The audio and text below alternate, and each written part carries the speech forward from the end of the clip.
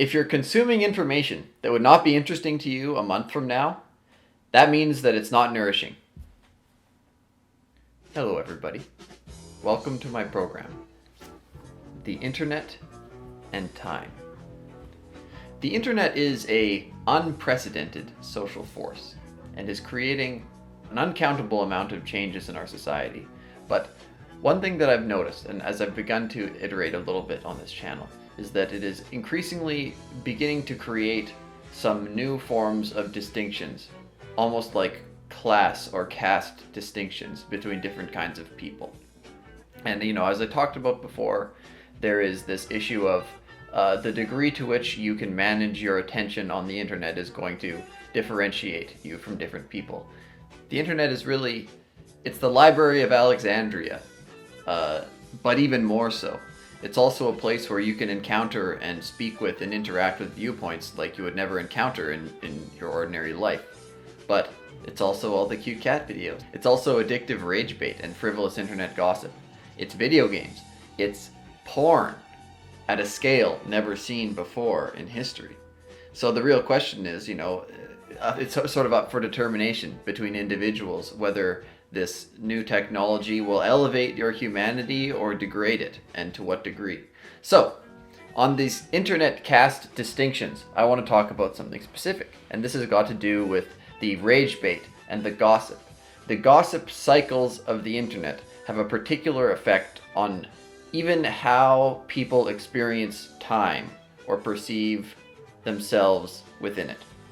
I made a video when I was first experimenting with this channel about the Brett Kavanaugh affair and all of the Me Too allegations that were happening to him, which I thought were kind of a little bit far-fetched, but that's not the important part.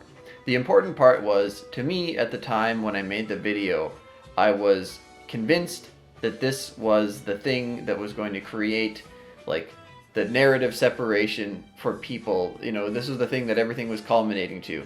After he became the Supreme Court nominee, nobody would be able to agree on anything anymore. It was like, it had this sense that so many other things like it have had, of being some kind of final culmination of all of the dramas that preceded it. All of the unresolved drama that precedes the particular gossip is about to be resolved or culminated or somehow find its final expression in this moment.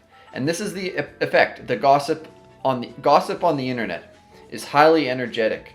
It's always accelerating. It's always like louder, more intense than it was the last few months or the months before or the years before. But when you have the benefit of hindsight, you look back on them, as I look back on this video, and you see, well, actually, it was really not that important. Like, really, who cares about that situation with Kavanaugh? It doesn't really... It never really had that much of an effect at the end of the day, despite the fact that it felt so apocalyptic at the time.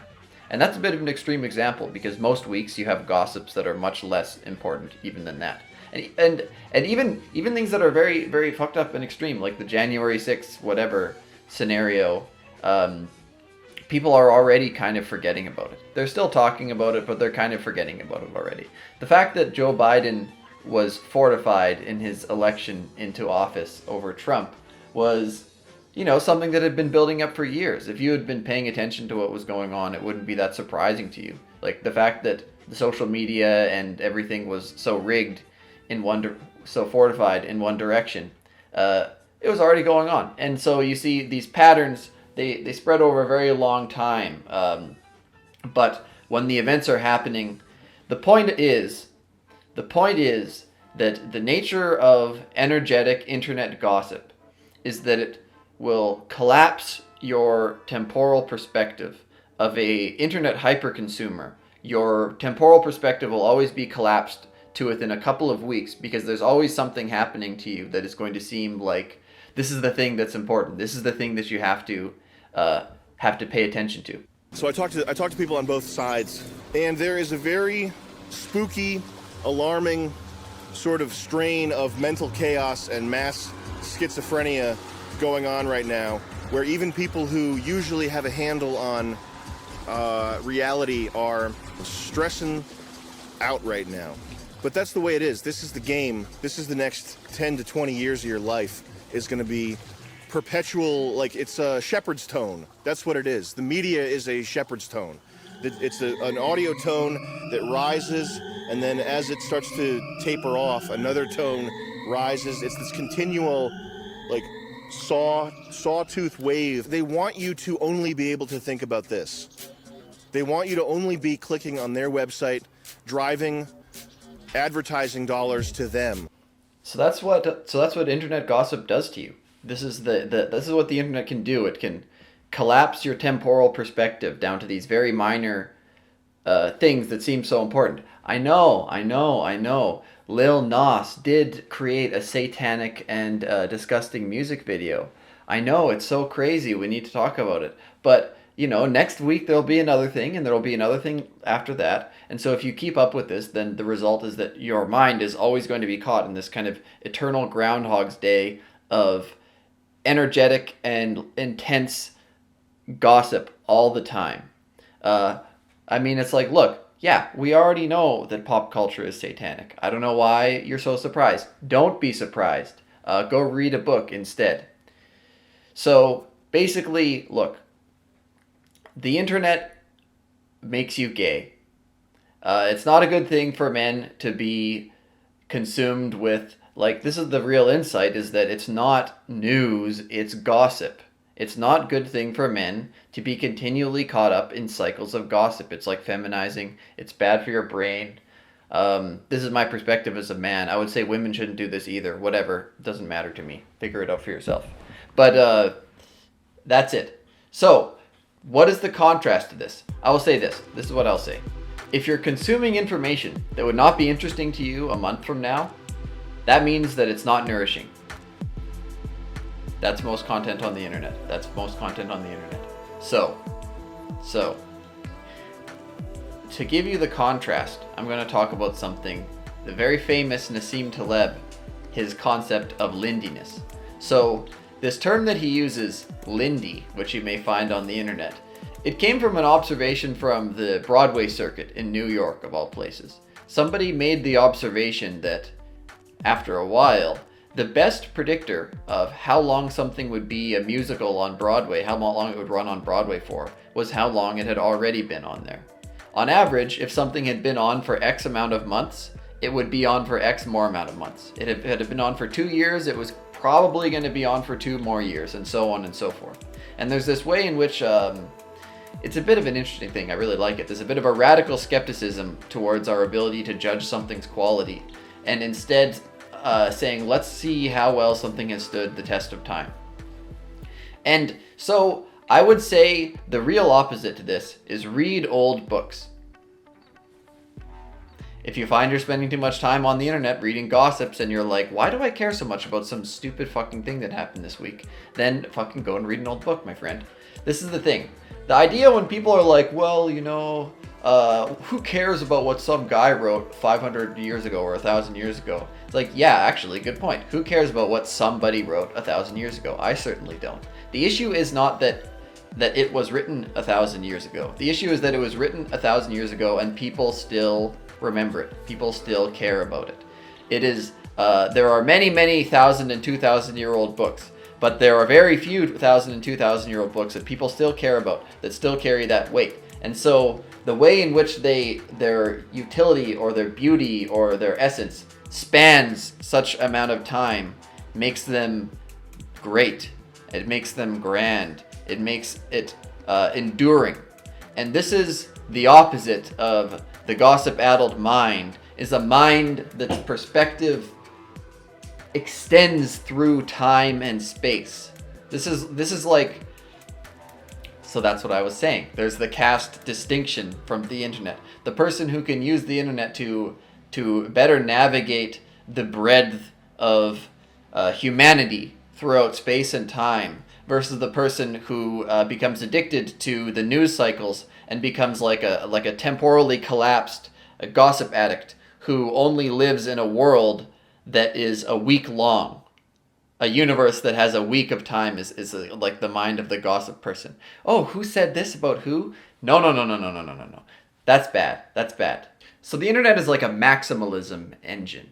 It takes elements of human nature and it amplifies them and stretches them into extremes. And what I'm saying right now is that the nature of the internet, on one hand, with the Library of Alexandria, the depth and breadth of perspective that you can access that you couldn't have accessed before. You know, you could have gone to a library, but also, you know, you have wise people on YouTube who recommend books to you and people on Twitter who have interesting suggestions and so on. So they have this way in which you can access find your way into really good literature, you know? Like, a lot of people started reading really cool old books because Jordan Peterson was always recommending them to people. Like, I didn't have a guy like that to tell me cool things when I was a teenager, but now teenagers do have guys like that.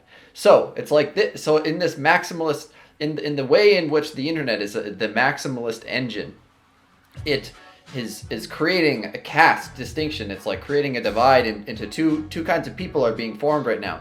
There's the person with the narrow, tiny time window that they're always caught in with their gay little internet gossips. And then there's the person who accesses a kind of like extreme depth and breadth of wisdom through space and time, through different perspectives, and is made more wise by it. And so, whether you like it or not, you're being sorted into these different categories by your behavior and your actions. And so make sure you're deliberate about it and decide which one you want to be.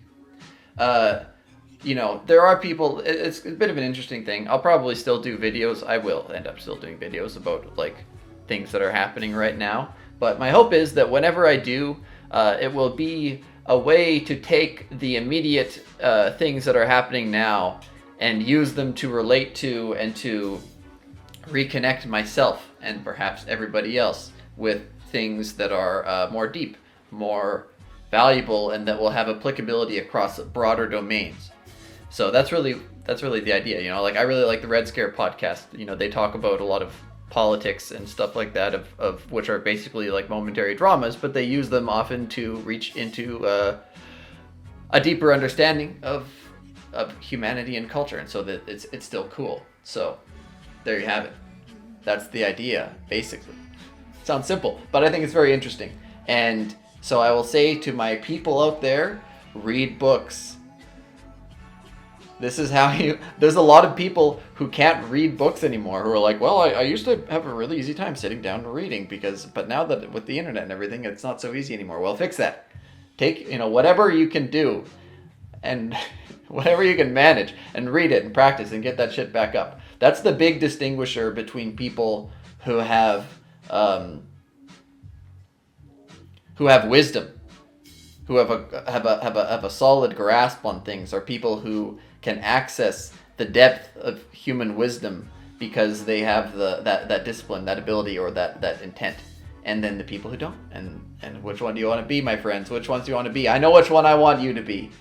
So do me a solid and crack a spine on something decent. Anyway, that's all I got for you people. I hope you enjoyed it. I wish you the best of luck, as always. Much love, and good day. This is crazy. I don't even know this cat. I'm out here. And some cat just came over and started rubbing up against me. I'm out here like at a park. Anyways, rubbing up against me. Everybody knows I'm sweet and good.